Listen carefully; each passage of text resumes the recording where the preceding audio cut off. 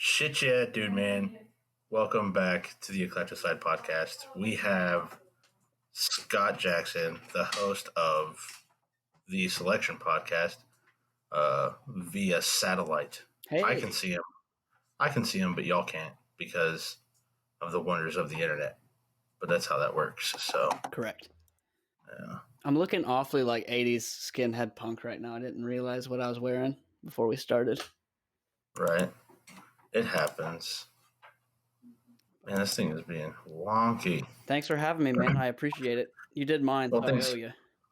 Right. Well, we technically did this before, That's true. and we talked for an hour and a half and then didn't hit record. I made sure I can see it. It's recording on this one. Well, that's good. Yeah, it says recording on mine too, so I kind of have an idea of what's going on.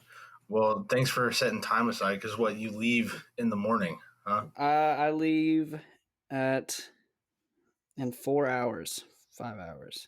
So yeah, I leave at like 1:30 in the morning, 2 in the morning. Why such an odd time? That's just when we're leaving to get to the airport to make sure everything's squared away and stuff, and then all my flights out and everything.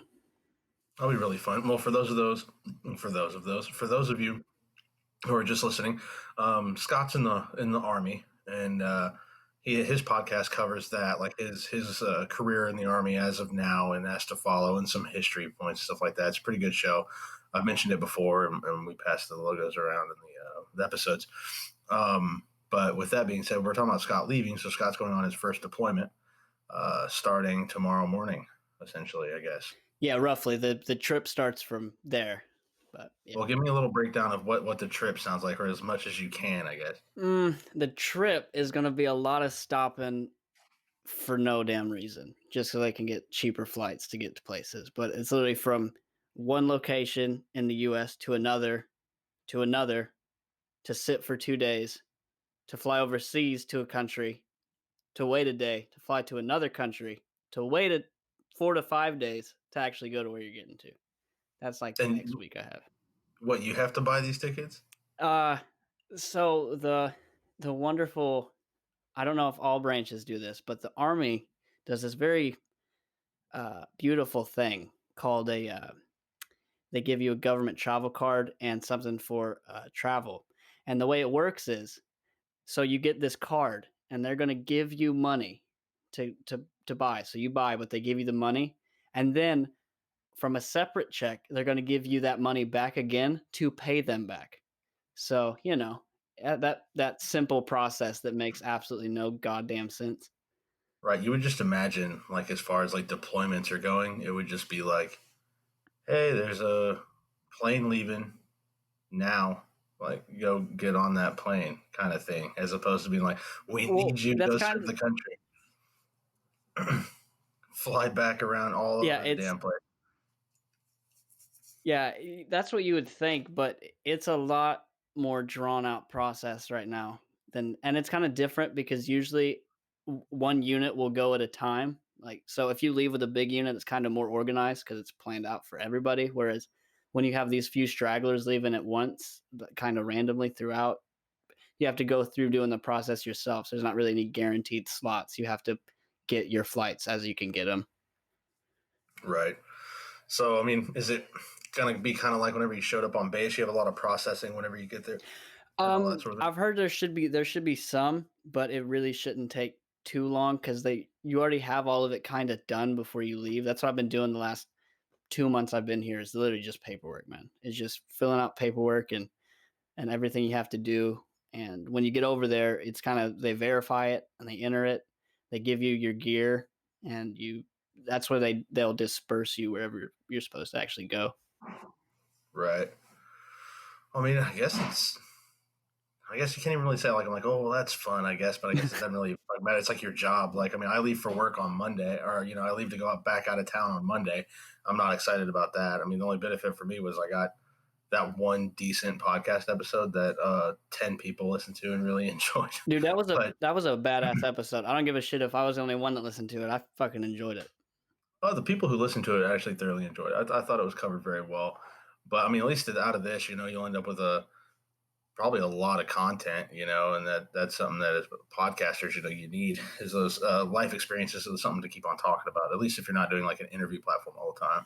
Yeah, yeah. It should give me a different experience, even whether I actually do anything or don't do anything. It's just the whole process will be pretty interesting. But it's not gonna be too bad. I'm not over there the full length of time that everyone else is because I kind of split mine in half because I Right. showed up late. So yeah, so you should be there like 3, 4 months, something like that. Yeah, be back in the spring. No, that's pretty good. But and then on top of that, you're going with people who have been there for a while. They're familiar with uh, the area. They're familiar Well, with actually, the region. now it got bumped around to where I'm going with two people who've never been. So it's all three of us. Like we have no clue. We've never been. No one knows. Yeah. Yeah, but you're going there to be with people who have Oh been there. yeah, yeah, yeah, yeah. It's not like you have like whenever my buddy went, his whole group. It was the first time all of them were going.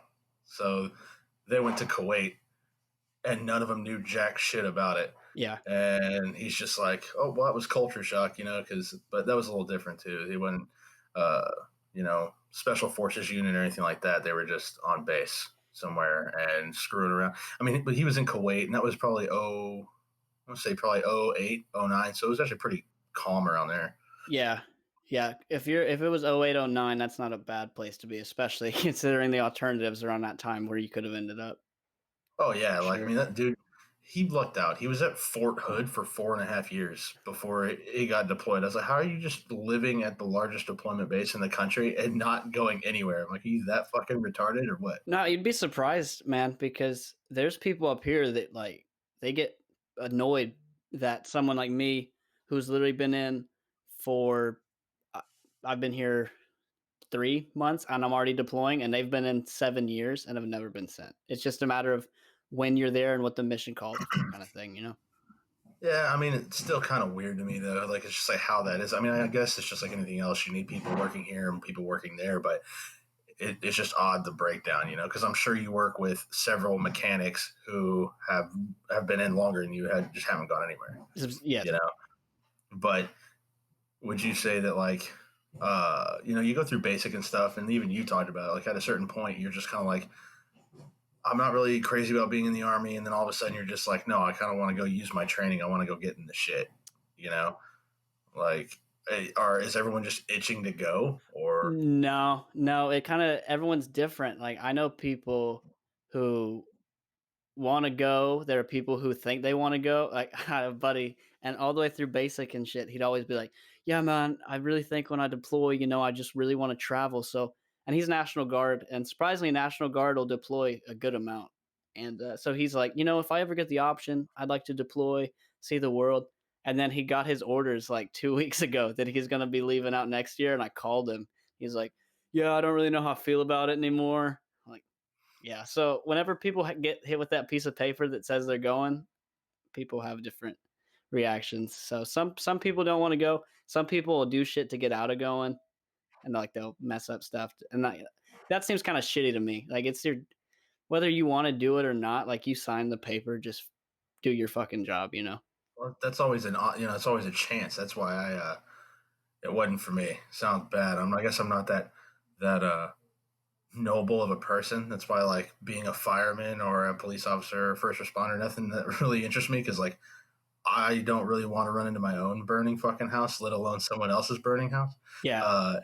And I guess in the army, you're realistically doing that just on a grander scale. Like I like the idea of serving and helping out the country and doing that, but I don't like the idea of being like, all right, man, that guy over there, he says fuck you, and he wants to shoot you in the face, and you should shoot him in the face better. And I'm like, Yeah. all Well, right. the thing that's so interesting is you'll see. Excuse me, because I thought in my head before I joined, I always thought maybe it was just because of stereotypes that the military was where you went if you didn't go to school, kind of thing. And then I found out when you got in that people just use it for school. I didn't know that was like a. So I know a lot of people who joined specifically for school, and then I have to you remind them. You're like you realize like they can still tell you to like this isn't like your free college ride like just because you're in the reserves like they can fucking send you, and people don't get that. They get it Actually. twisted, and they think that they're just getting their free ride, and the next thing they know, they're getting called to leave, not prepared whatsoever. Yeah, I mean, that's my thing. I mean, I had buddies who were in the reserves, and the whole reason they did that is they were like, I'm a lot less likely to get deployed if I'm in the reserves and I can go to school, and I give them my couple weekends a month. You still go through basic and all that, but Yeah, so I don't know. that's what you think before you join. But I talked to someone a lot higher up than me, and he said that it's a lot more common because so I'm active duty, so I'm always doing my job or training with my weapon. So I'm always my skills are always there. Whereas in National Guard, they paid the same amount of money to make that soldier as they paid to make me. So the fact that they're only getting 2 days a month out of them is like a waste of the money they spent. So they actually send a lot more reserve and National Guard units out than you would think because they're like, we paid for you. So now we're going to get our money's worth. We're not going to let you just sit to the side. So they actually throw a good amount of them out there. Guess that makes sense. Well, I mean, that's fun. I mean, I don't know. I don't know where my headspace would be. I guess you just kind of think of it at this point. It's like it's your job. There's not even a matter. I guess you can't really even have an opinion on it, or you can. It's just not going to matter. You got to go. You got to do what you got to do. Yeah. And I mean, I don't know. People ask if I'm like scared or nervous what I'm feeling. I don't think I'm gonna feel anything really until I'm kind of like on the plane and then I might start having thoughts and opinions. But right now it's kind of just like I'm more dreading having to wake up. two, some of that stuff, at least with the whole situation, is painted in a different way because, like, basically the majority of your life we've basically been at war or in a conflict, and so you grow up with the horror stories, if you will. I mean, you're young enough that you're watching movies like, well, even me, I'm young enough, but I remember when the shit essentially hit the fan with most of what we're dealing with a lot of the time. And it's like, but you have movies like now that cover that, so you actually get to see some of that. You get to see Lone Survivor or this, that, and the other, and kind of like, oh shit, like this is kind of like what the military and what the army deals with now. So I mean, at least for me, I would think that's gonna be more of a deterrent for me. Like I'd be like, okay, like fuck, I'm gonna paint this really odd picture, and be scared shitless. Yeah, it is kind of a different time in joining when you know that there's something active already going on because there's a good chance that you're gonna get thrown. And granted, it's not as big as it was in like fucking Nam or World War II and shit, where then for 100% fact you're going. Like this one is simply it's kind of like you might go, you might not. Really just depends. Yeah. And Well, I mean, you see movies like coming out now, like Midway, or even if you listen to the way veterans talk, like old timers, World War II, Vietnam, things like that. It's like a lot of times they knew they were going into those situations. Like it's not like oh, you might have an issue. It's like you're going to have issues. you know, yeah, there's going to be people there that are very unhappy that you're there. yeah, But and I mean, especially when you look at I don't know. I look at something like D-Day. Like I couldn't fucking imagine having to do that.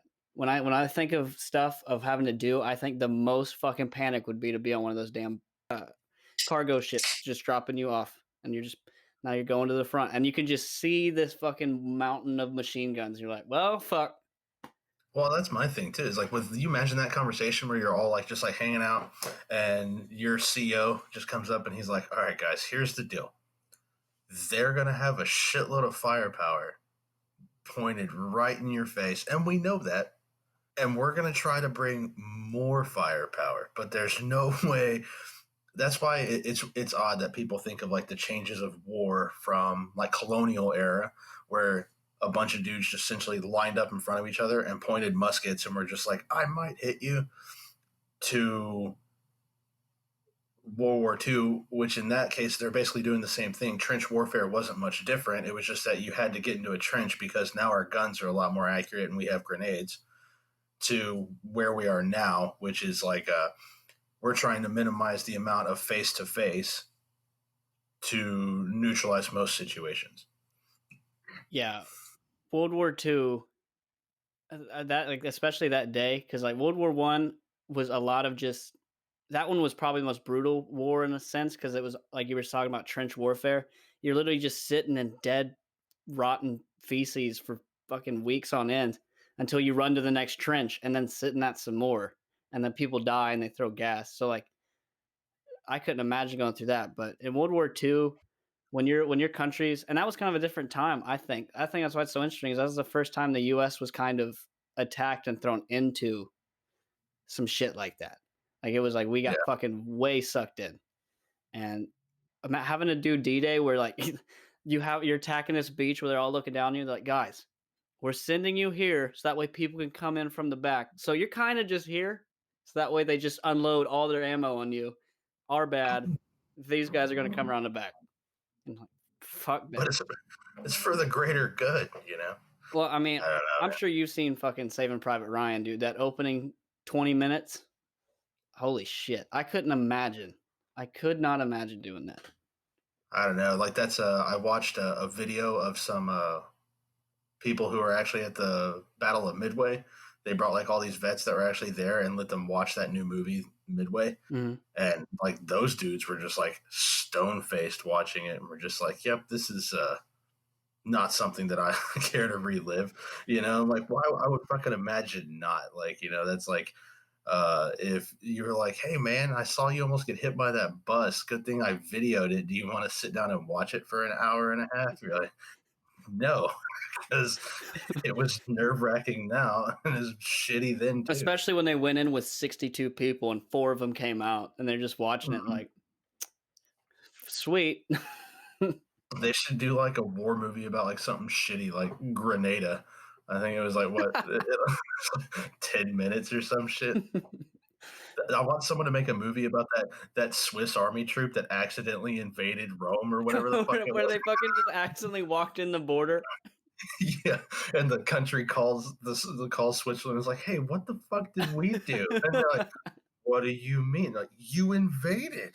Like, I'm sorry. It's the That's not best fair. movie ever. I'll make a short film, 35 minutes. It's just a dude. He's like, yeah, I think we need to take a left. Phone rings. Prime Minister's like, you dumb bitch. Like, what are you supposed to be doing? I don't know. Our bad. Sorry. We've been waiting for this moment. This one chance.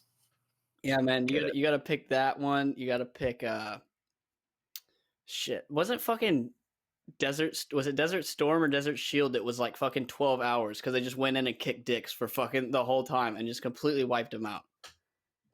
Probably Desert Shield because Desert Storm was a little longer. I'm pretty sure. I just remember one of them. I'm not too well versed in that era of military history, but I just know that like there was one that came in and just it wasn't even like a challenge. They just went in and fucking won. Man. Yeah. That's how most things should be. I think.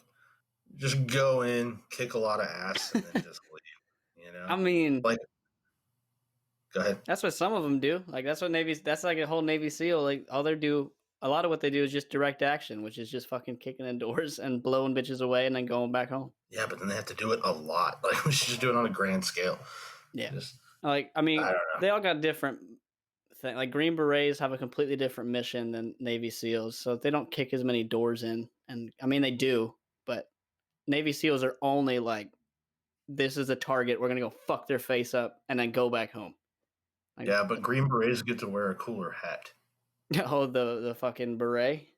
Yeah, Dude, it's green too. dude, they're annoying as fuck to wear. I don't have a green beret. That made it sound like I have one. I have a maroon Right. beret, but Oh, they're fucking annoying. is it like a raspberry beret? No, but I think that every fucking time. Because you can find those at a secondhand shop. I've heard. It always pisses me off when they have the beret section. I'm like, why would they not put one up there just for the fuck of it? I like to combine those two Prince songs where I'm like, little red Corvette, kind you find at a secondhand store. People are like, why would you find a Corvette there? The one we used to always combine that I still do, and I can't I can't ever get out of my head. It's fucking Taylor Swift, and it's like, and I'll leave you reckless on the hood of Whitesnake's car, and he makes it with Yeah, Bowling for Soup. I do that one, and then there was it's like, walk a little straighter, daddy. Feel like laying you down. It's like, what the fuck is that? I already knew which one you were gonna fucking sing. Oh yeah, God damn it. Yeah. it's the best country song of all time. I want to hear the fucking rest of the song. Like, that's what I I'll need to have to know. have to sit down and work it out. I guess that'll be one of the many uh, the tracks from Eric Trail's Trail Snatch solo Dude, I EP. still got the pictures for fucking Trailer Snatch. Eric Trail and Jed Snatch, dude. Your dad bought a guitar, so I could probably like dress him up like Joe Diffie for a cameo or something. Now I guess. Have him get his mustache back. Yeah, man. I was kind of upset when the handlebars went away, but what are you gonna I do? mean, I've seen it my whole life, so it was a shock whenever it was gone, you know. Yeah. Well, what are you gonna do? All right, so I got a question for you because you say that, you can't really fathom going to the military or doing anything like that. But at one point you were on track to go to West Point. Now, why did that shift? And why did you have that desire at one did you have the desire just to go to say that you went, or did you actually at one point want to serve? Well, the whole thing with that was the dumbest thing, and people get upset about it because like, well, that's fucking retarded. It was a joke. I wanted to go to the University of Houston, and I told my advisor, or I guess whatever you call it in high school, your counselor or whatever, when they're trying to figure out what you want to do and all. And she's like, "What are your safety schools?" I was like, "I don't have one. I want to go to University of Houston." And she's like, "You need safety schools." I'm like, "Listen, my GPA is fine. My grades are fine. Like, I don't think I need that." And she's like, "No, you need to apply to some other schools." And so, like, as a fucking joke, I I applied to Princeton, Yale, West Point, and University of Houston. And I think the only one I didn't get into, or I didn't get an acceptance from, was Yale. And the only difference between all those other schools and West Point is that West Point's run by the United States government and the Army, and so they have a little bit more uh, persistence as you would. And I mean, for a while there, I thought about serving. It was like my thought was, I saw 9/11 happen. I was 12, and so I remember watching it and doing all that. And I was like, okay. And I knew that in 07, 08, like it was calming down, but was still pretty aggressive. But my thought process was, I'm like, okay, I can still serve. I'm going to be in college there for 4 years. Then I'd already talked to them for a little bit that I was like, I want to go to law school. And they're like, okay, well, you go to law school. And then by then I'd be in almost 6, 8 years, serve another 2. There's my 10, which is all I'm required to do at that point. Then I was like, I might as well just sign up for another 10 and retire 20 years in and do that. So I was like, oh, it'll work out. But then the more I thought about it, I'm like, there's probably someone out there that actually does want to go to West Point, and that's been their thing for a long time. And my dumbass fucking around, uh, doing all that shit and writing essay and all that stuff. Like, I mean, it was not an easy process either. Like, I had to get letters of recommendations from like state senators and shit to do it. Like, I like went through the whole 9 yards. It's like, yeah, fuck yeah, I'll show you my backup schools and fucking. So it was more so that, and I just had to think about it too. Like, I was in a band at the time, and I was like, you know what, I'm not really interested in that, but I mean, I hope it worked out for somebody, you know. Yeah, I will see that's what caught me off guard is because I knew two people who went to the Naval Academy and the process they had to go through just to get to the school, like in that school, was retarded. So I was like, Yeah, the fact that you even went further than just putting your name on a West Point application is yeah, no, almost. I like had to. I mean, I had to write letters to. I can't even remember. I'm sure if I sat down and think about the process, but I know I had to like write letters to the senator, explaining like what was going on. I had to do this, and then I had to get letters of recommendations from them. I had to get this and this and this, and then I had to send all this stuff in. There was an essay and all this other crap. So it was different. I still think that maybe I was like I got accepted like all those things, like like some schools were like, we have to have so many so many dumb people here, I guess, and they're like, well, this guy will fit the bill. It works. Yeah, I don't know, but wasn't for me.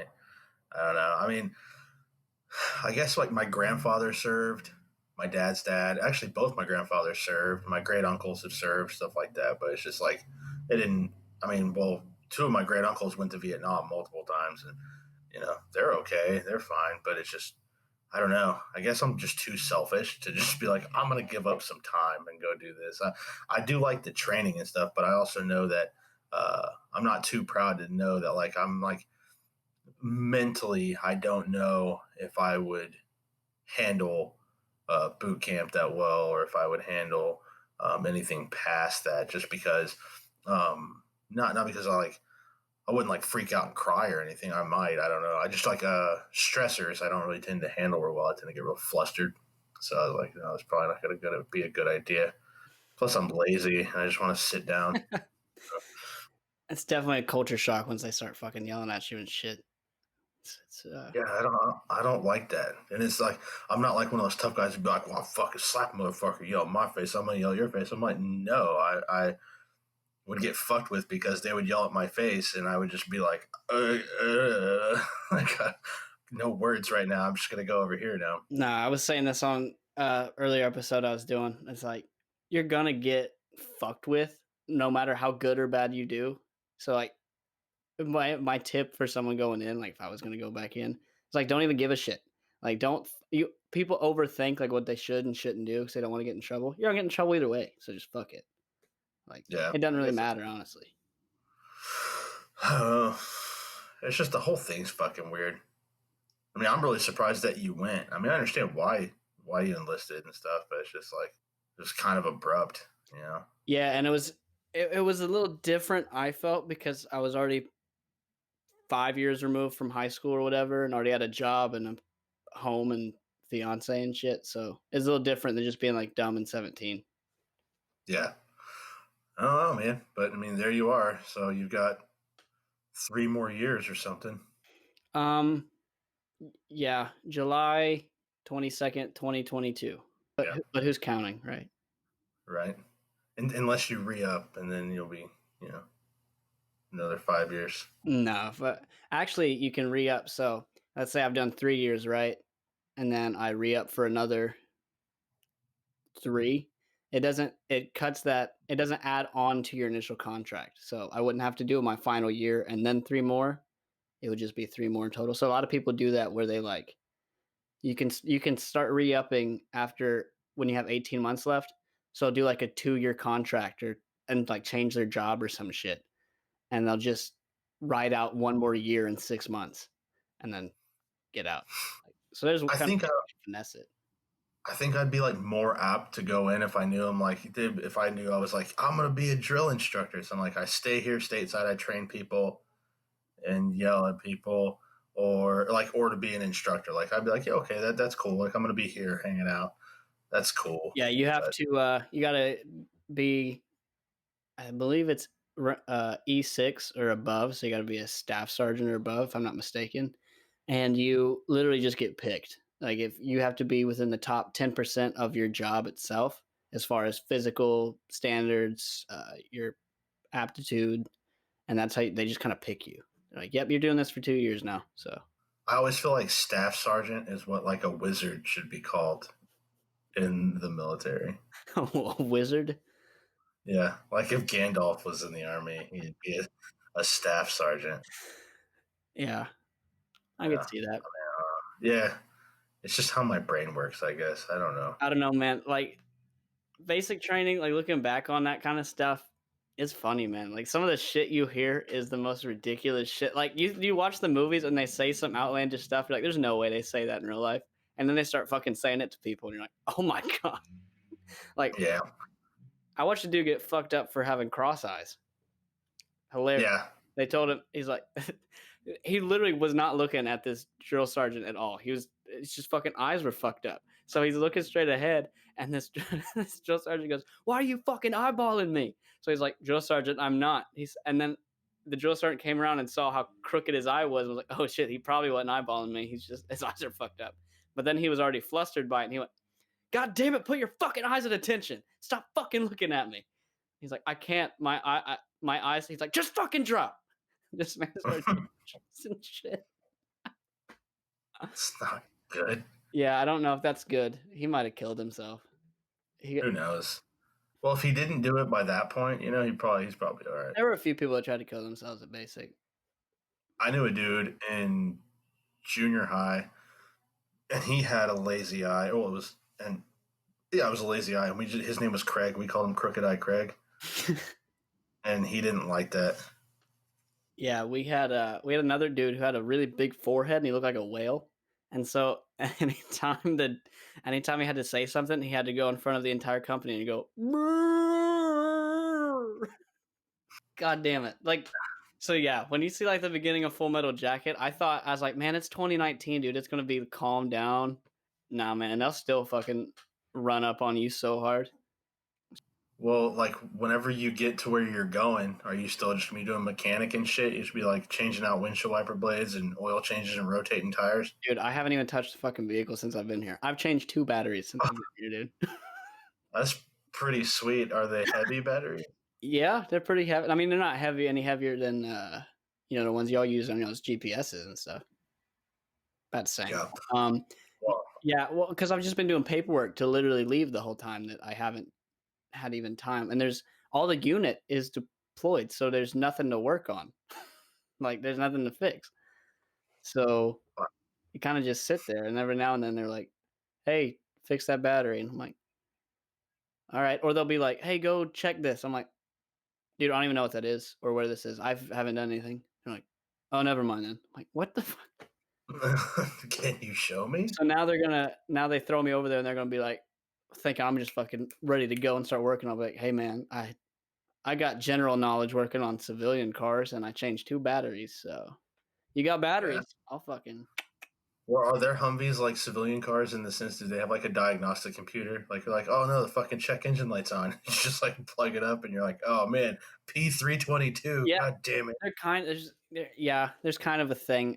It's called a MSD and it stands for some shit. I don't remember. Anyway, it's pieces. I don't like it, but it's like a thick ass laptop. You remember whenever was it Nextel made those like The tough book? indestructible laptops? Yeah, the tough book. Yeah, they look like that, and they fucking run like that. And so you hook this. It's almost like a cap. You kind of screw onto this little panel, and it will tell you. You can troubleshoot the vehicle, and it'll tell you what codes are going on and off. And every time we tried to use it at the mechanic school, it never fucking worked. It was a piece of shit. Like I was like, just give me a damn manual. I can fucking figure it out. I always hate those computers. I don't understand why that gives you a fucking code. It's got enough room on the goddamn screen to write like, hey, you got a bad spark plug, as opposed to being like, oh man, I went online and looked it up, man. It said fucking code P322, and then you look it up and you're like, P322. Okay, yeah, no, it's I need to replace spark plug number 4, and you're like, why wouldn't it fucking say that? I remember just getting an error code when I was on a trip to Florida, and all it said was intake. I was like, what the fuck can I do with that? and Good. and so I go, Your intake's broken.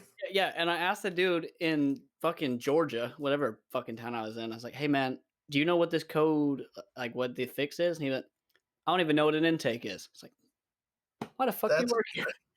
Like, is a well, we've fucking talked about that several times, man. That's every fucking auto parts store. Sit there, argue with you about like what the fuck something exists. Like you're sitting there holding, like you have the part. yeah. I just need a new one of these.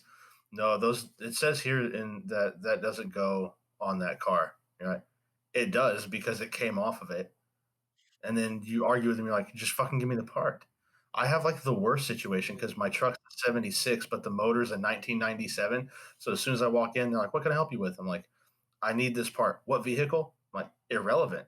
And they're like, well, I need to know the vehicle. I'm like, fine, 1976 C20. What motor? 5.7 Vortec. It That's doesn't not what went in that car. I'm like, no shit. That's why you just need to give me X for a fucking small block Chevy and stop being a shitbird. It's fucking AutoZone. Every time I go to a fucking AutoZone, it was in Florida, I've done it in Georgia, and I've done it in Texas. And every time I leave pissed off at a damn AutoZone, they tell me my 1980 Ford F-150 does not exist, and it's sitting out front. And I have the Mhm. oil cap sitting right there, and I said, I need a new oil cap. And they went, We don't find it in our system. Are you sure that's for the oil? There's fucking oil on it. And he's like, it says goddamn oil. And he said, I don't know if that's the oil. And he just tastes it. He goes, yep, that's oil. It's like, are you shitting me? Are you? Same group of people told me that flex plate bolts for a small block 350 had to be custom ordered at a race shop. Yeah, I bought mine on Amazon. Yeah. He said, Yeah. the thing about the 350 flex plate is you gotta order them. I'm like, you mean the universal flex plate bolts that would go for any small block? You can give me a 305, 30. I don't care. Whichever ones you want to give me. It doesn't necessarily have to be your 350. Right. But see, when you're in the military, you're working on diesel motors. Now, see they do this stupid shit, and it makes no sense to me, man. So they have civilian contractors that are working in our shop doing all our work, and there's not really much work to do. But they're like, we already pay them, so they're just going to do the work. So we literally sit there and watch civilians do work. Is what I've done if I'm not doing paperwork. And we're not allowed to rebuild motors. We can repair and replace, but then they contract it out to rebuild to send it back. I'm like, why the fuck wouldn't you train us to do that so you don't have to keep sending it out? Because you're paying for me to train, but then you're paying for them to do it. So it makes no sense. It seems weird too, especially considering like the life of a diesel motor is like retarded, as long as your maintenance is standard. So I don't understand. I mean, I can only imagine how long some of those contracts are for then. Yeah, and if it has anything internal issue, they're not even probably going to rebuild it. They're just going to fucking buy a new one. So it's like, why are you training me? They do the same thing. I got in a fucking debate with someone about this because they're like, they train surveyors, but every base I'm on when they're doing survey work is contracted out through a different company. And I'm like, why did they train people to survey this fucking land? And then, because they can't all be surveying and fucking overseas. Like, how do they Right. not have a survey team at each base? And they're paying Well, these that's my contractors. like I would imagine that there would be like an offshoot of surveyors that work for like the Army Corps of Engineers. Exactly. But I know surveyors that have done that kind of work. But even then, I don't like it sounds bad. I don't really think that you'd want military surveyors or government surveyors to be doing much of the work anyway, because like I'm working for TxDOT now, Texas Department of Transportation, and I don't work for them as a company. I'm doing work for them through my company. They like the shit that they use to process, like they're not using CAD, they're using MicroStation. It's like 5-10 years old. Like I mean, in 10 years in technology like that, it might as well be fucking ancient. It doesn't work. It's asinine the way they have it done, and they just basically have the money to throw at it, and so they're just like, oh yeah, well why change it if we can afford to do it the old way? Fuck it. But Yeah, it makes no sense why they pay that much money to train someone to contract it out. And they say, well, it's going to bring value to the local community, and add to the local economy. And I'm like, what the fuck? You just paid $200,000 to train this one fucking guy, and now you're not even going to use him. And so you just got people like me sitting around on my ass watching civilians fix shit. well, in all fairness, they're probably only paying you like 40 grand a year. I mean, my per diem for my overseas is $3.50 a day. That's pretty sweet. I got mine today for the 10 days I'm going to be gone, and it was $50 a day. Oh, how much? And they're paying for my room and board. Yeah, I get to sleep in a. If not, depending where I go, it could be a plywood room with a bunk bed, or if I end up somewhere else, I might end up in a tent somewhere. You never know. But it's probably gonna be a plywood room, and but they're like, well, we giving you $3.50 because we have a dining facility. I'm like, oh, fucking sweet. There's a dude Yeah.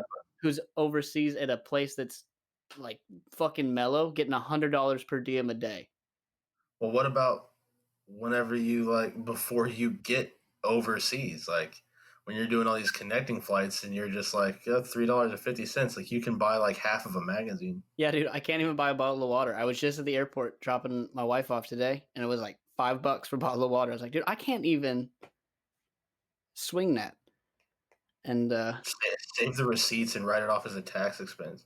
yeah, yeah, I think you're gonna make more in your 10 days of per diem than I will make for the entire time I'm gone in per diem. Right. I was really excited about this trip too because it's like I was trying to convince him to let me work through Thanksgiving because it was going to be like double time and a half Yeah, or something like that. yeah. But I think when they realized that they were going to be paying me for like a week's worth of work for 2 days, they were like, "Yeah, no." No, they did. So, They did the same shit when I was out in Odessa, and Christmas was coming up, and we ended up going back after Christmas. But they did not want. They were like, "No, fuck it, y'all drive back, fucking do Christmas here, and then drive back to do 1 day's worth of work to drive back because we're not gonna pay your fucking ass to sit out there for Christmas Eve and Christmas." yeah, I don't know. I'm not really looking forward to go back just because there's nothing to fucking do in Hillsboro. But I mean, I guess that's the whole thing. We're just there to work. But it's like even the work, you're just like seeing the same shit. There's not even cows. Like we're out there for like opening day of deer season, and I did not see one deer and did not hear one shot. And this is like open Texas country. And like I think all I've seen so far was we found a rattlesnake, like a 4.5 foot rattlesnake, a coyote, and like 15 turkeys. Like, and that was like the turkeys and the coyote was on the first day, and we haven't seen jack shit since then. And I'm just like, I'm not. There's just nothing out there. Hence why, whenever it was raining its ass off and it was time to go home, I was like, let's go check out the Branch Davidian compound. There's nothing better to do in this town. Yeah, so Well, shit. When Jordan and I went to Karn City, there were abandoned houses. Like that's all. There's nothing to do. It's because you're just mapping out a fucking road all day, and then you see an abandoned house. You're like, I'm gonna go in there. I've been staring at this road for fucking 6 days now. yeah, I don't know. At least this time it's not supposed to be like if I would have been up there this week, it was I think Tuesday and Wednesday up there it was 24 degrees, Oh and fuck I'm that. not I'm not built for that. So no, I mean it got down to 28 here That's what I on heard. Wednesday, Yeah, we had that a but week ago. I guess it blew down to y'all. yeah, yeah. Well, you know, you won't have to worry about no Tacoma weather for a while. It fucking snows there. Where I'm Yeah, going. yeah. I think I've heard that, but I don't know. I guess you're gonna have fun. Mm. Well, I guess try to have fun, but I'm just doing. I'm just kind of going in open minded. yeah, but you get to carry a firearm all the time. I do. I do. And since But who I'm with, I get to carry a sidearm too. see, that's fun. Yeah. You should try to eat a camel spider. I don't even know what the fuck that is. It's a very very ugly spider. Oh. Is that one with the weird hair and the pronged elbows? I think so. Yeah, I don't like that. All right, dude, I got a question for you because I broke it down on an episode, and it's gonna make you mad because you're gonna think it's really stupid and you're not gonna care, but I'm gonna ask you anyway. All right. You seen Rambo, right?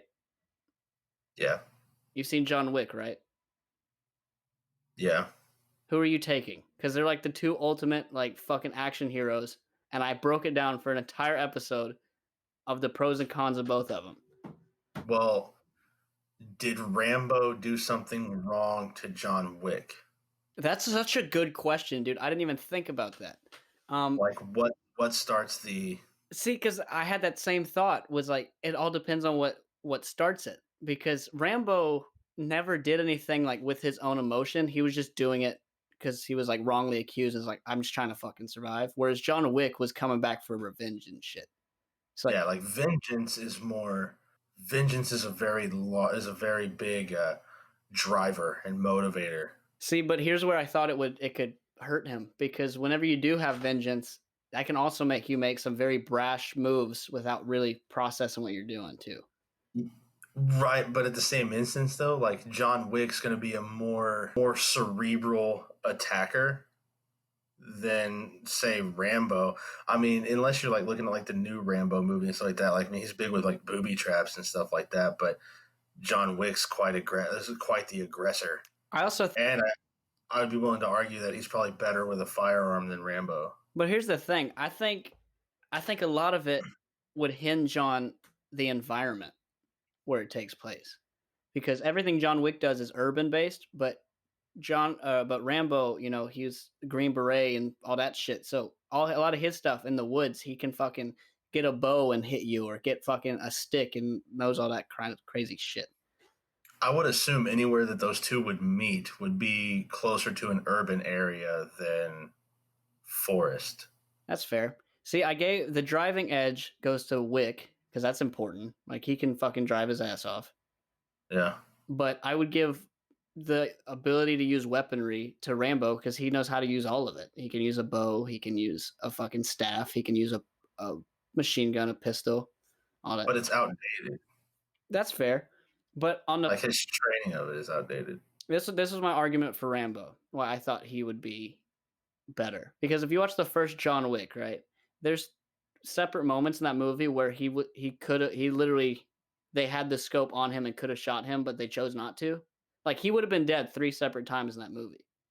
Yeah. Whereas, but he had people watching his back and fucking sniping bitches before they killed him. So he kind of had a team. Whereas Rambo, like he was literally by himself. He had no team. It was him in the first one. Yeah, but he has time to like set everything in motion. Like he's so paranoid that he has things set up. But if he's not expecting to, because again, John Wick's not going to go out to the woods and just be like, I have to kick this dude's ass. They're going to run into each other somewhere else. So then he's out of his element.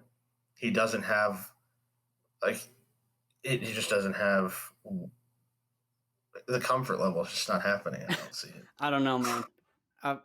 I've been going back and forth because on some instances I think Wick would take it, but on others I'm like, I think Rambo would take it because I think if he spited John Wick and pissed him off like by killing his dog or whatever the fuck, Rambo's a way better. But that's not his MO. Like he wants to be left alone. He wanted to stay alone. That's true. So he would never make the move on John Wick to do it. Better yet, they just team up. Because I think the better question that you would want to ask would be like, who would win in hand-to-hand combat, Chuck Norris or Rambo? There, Or better, Walker Texas Ranger versus Rambo. Rambo. Specifically. Rambo. You think? Against Texas Ranger? Yeah. If Chuck Norris, I'm going to say Chuck Norris. Because Rambo is like he's obviously special forces trained, but that's like the thing where whenever people would be like, who would win, a UFC fighter or a Marine? I'm like, a UFC fighter in a fucking, if you're talking about a cage fight? Like that makes no sense. So like, yeah, he's special forces, but like Chuck Norris spent his whole life doing that shit. Yeah. But now Walker Texas Ranger, he is not going to be as good as Rambo. He saved a lot of inner city children. Yeah, he's got that going for him. I don't know where that ranks. I mean, pretty high up, I would think. He's used to dealing with troubled youth, and you could argue that Rambo is just an extension of troubled youth, you know? I mean, I think if we're going to use Walker Texas Ranger, have you ever seen Billy Jack before? Where he saves the Indian compound? Yeah, it's been a really long time. That'd have to be the comparison. I would sooner say we would stick with Sylvester Stallone, but you would go like Sylvester Stallone from Demolition Man. Okay, that should what's his character's name? Simon Phoenix is what's his John Spartan, right? John Spartan versus John Wick. That is the difference. One's a loose cannon, the other one's quite methodical. John Spartan could be the aggressor against John Wick because that dude is kind of an asshole. That's so fair. that's the one-on-one. But then the question is like, are they doing this in the future? Or are they doing this in the past? Because that makes a play too. Because if it's the future, it's hard for all of them to get guns. John Spartan's going to be more familiar because he's lived in the new Los Angeles Metroplex, whereas John Wick hasn't. He's lived in New York. We don't even know what that looks like in fucking Demolition Man. That's a better situation. This is going a lot better than I thought it was going to. This is going a lot further. Now I'm just thinking of Sylvester Stallone characters. I'm like, all right, so fucking Judge Dredd or fucking Stop My Mom Will Shoot with Estelle Getty. Like in my head, I don't know why, but like Judge Dredd and Demolition Man sometimes are the same movie. Because like Rob Schneider both has just like a retarded part in both of them. I am the dog. Like, I don't know. Both movies are really good though. Shit. Fuck. That was the only question I had because I was thinking about it the other day. I was like, Oh well. I didn't think I'd be talking about fucking Judge Dredd by the end of it, but Well, they'll expound, you know. I mean, I've seen Rambo. It's not one of my favorites, so I have to move it to a wheelhouse that I understand. But I honestly think that the better fight would be between John Wick and John Spartan. That's the one you want. If you're hooked on Rambo, then you should really be like you would go Rambo versus if we're really hooked on Rambo. I have to think pretty hard about it. I would say, what about that dude from fucking God damn it. Was it Deer Hunter? yeah, okay, Robert De Niro. I can't remember the character's Yeah. name. Yeah. So if you would do that, Okay, I mean, I think Rambo's gonna fuck him up, but I don't know. probably. The new Rambo movie looks stupid as fuck. Yeah, So. I haven't seen it. I haven't seen the trailer for it because the one It's like they kidnap his niece or something. because the one they came out with in 2008 was bad fucking ass. Like when it came out. I don't know. I think they just need to come up with something new because they're like basically raping the dead corpse of Terminator at this point. And the sad part is people want to watch it, Hey man, I want to go see it. and then they're just like Rambo. I have an idea. Let's just fucking slop some lipstick on this pig. We'll just keep riding that one out. Dude, And people are like, I can't believe they're not making another Expendables. I'm like, they did. It's two separate movies. It's fucking Terminator and goddamn Rambo 14. It'll be in the Expendables 12 dual pack. Hey man. It'll be in that pack for $5, Ben. It'll be that with Red 2 with Bruce Willis. Like and Transporter 5 with Jason Statham. And that one Mission Impossible with Jeremy Renner. Yeah, exactly. Dude, there's less Rambos than there is Rockies. Well, yeah. I mean, Rocky's still going with Creed and shit. I don't know. That was a reach too. Like it's just all they're doing is they just make the same damn movies. Just like that's why I won't watch the new Star Wars movies. It's because I'm just like, oh, you mean you made Star Wars with a girl? Is what you did. And so it's like, oh, Rambo, you did, or Rocky, you did Rocky, but with a black guy and put Rocky in it. Like, when you say it that way, you took the gleam off that whole movie for me. I loved that movie. Like, oh, you made $1 Million Baby with a black kid and Rocky. That's what you did. Like, you know, Rocky's sick. Be like, yeah, he's fucking old as shit. Like, he should be sick. They should have made it like realistic, where Rocky's like fucking Muhammad Ali, where he's just like drooling all over himself, and fucking Creed's just like, okay, I don't want to end up like that, and he goes to community college and ends up working as an IT professional. Boom, fucking in the movie. Fuck, I can't wait for Creed 3. Exactly, that's what it is. Creed 3, community college. Oh man. Well, now I got to see that movie. Oh yeah, Michelle Pfeiffer will be in it. She'll be the like the administrator, you know, that like helps Creed. Like, you know, you don't have to use your hands to solve everything unless it's on a keyboard, Creed. And then and he's like, I broke my hand so much I can't type on the keys. Right, and he uses his IT professional to give Rocky like a Stephen Hawking computer. So he can commentate fights again. But he commentated with the hard left. It's the best fucking movie ever. Can you say, yo, Adrian, I did it, but with your... Yo, Adrian. Just like the fucking but he like it's like a super racist computer, so he just sounds like Mario. It's just like this isn't right. It's a much different movie at that point, but I think it would sell. You know, people are like, this is too real. Edward Norton would be in it. He'd have a little small part in it. I think Sharon Stone should be in there, but like as a villain. Yeah, well, yeah, no, she's like the dean of admissions. Who's just like doesn't want him in there. He puts him on double secret probation. They just start ripping off every movie. Every movie, fuck it. I mean, like, I don't know. I mean, you could do anything. You could put. I mean, fuck. It's going to be directed by Ron Howard, so you know it's going to be good. That's going to be $150 million budget for this movie. 100%. I mean, fucking Tom Hanks is an executive producer, I think. No shit. I'll make some phone calls, I guess. Damn, bro. Yeah, I can't wait. yeah. I can't. That's gonna be a solid movie. Who's his rival gonna be? Because there's no boxer to fight.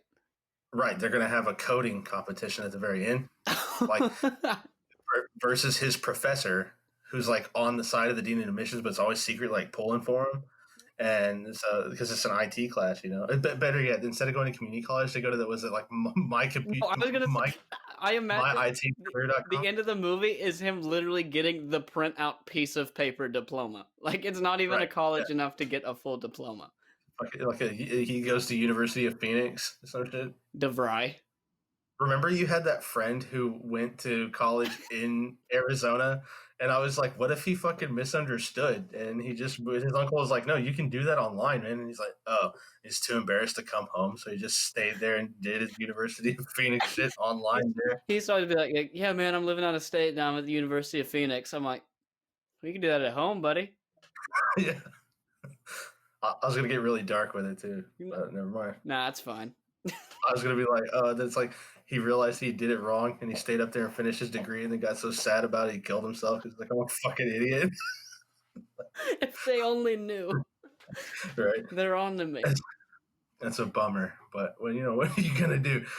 But I don't know. Yeah, so I think I'll write the movie. I have the short film about Grenada. No, it's the short film about Austria invading fucking Sweden or some shit. Yeah, I'm gonna do that one too, and then this one will be in it, and then this one. This will be like, it's a build up, 2 short films, and then this blockbuster. I'm trying to think of one more movie we could do where if they made a realistic fucking imagining of that movie, it would just be total ass. Because realistically, Creed 2, like Rocky should be, like you said, drooling or dead. Right. I mean, that especially like he took a beating in every fucking movie. Oh my god! For the first 12 rounds of that 15-round fight, he just get his face caved in. I mean, in all fairness, Mike Tyson's not punchy. He never got. He'd knock out people and then that's it. He got knocked out a couple times, didn't he? Yeah, but not beat to shit. I guess not. But then again, I guess I hate to say, I don't think Mike Tyson's brain capacity was like all there anyway. So they're just like, I broke my back. My back is broken. It's spinal. Have you seen the fucking video of him falling off that goddamn hoverboard? Yeah. I don't know. I feel bad for like. I mean, I don't know. What are people like that gonna do whenever they like decide that you can't box and shit anymore because they're just like, no, it's bad for you. Like football, you can't hit people. You get CTE. You don't hear any fucking boxers just being like, yeah, man, they should let us wear helmets because I'm tired of having to worry about being retarded. No, they want fucking $500 million, dude. You think Floyd Mayweather's fucking illiterate ass is worried about if he's gonna be able to speak in 20 years? Yeah, dude. When they were like, I remember when Floyd was hitting his peak, everyone was like, "He can't read." I'm like, who the fuck needs to read when you have that much money? He literally said that he would pay someone to read to him. Yeah, like I don't get. I don't fucking care.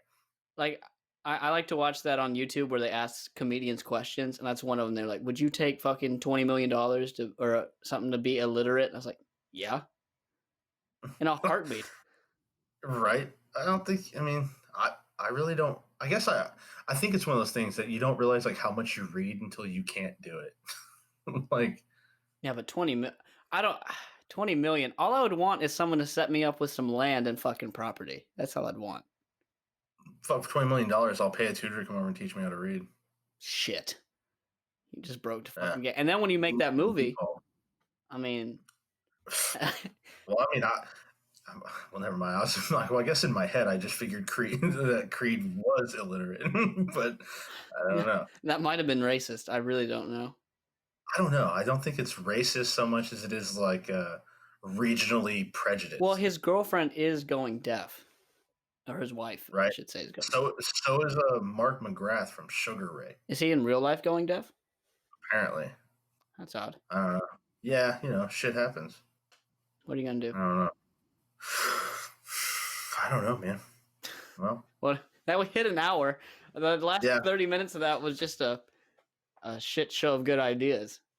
Well, that's the best one, and I would say, since you got to get going, you got to wake up early. Got some travel ahead. I gotta finish Probably need to packing a get little some rest. few little things up, and then yeah, I'm trying to take a nap before I leave.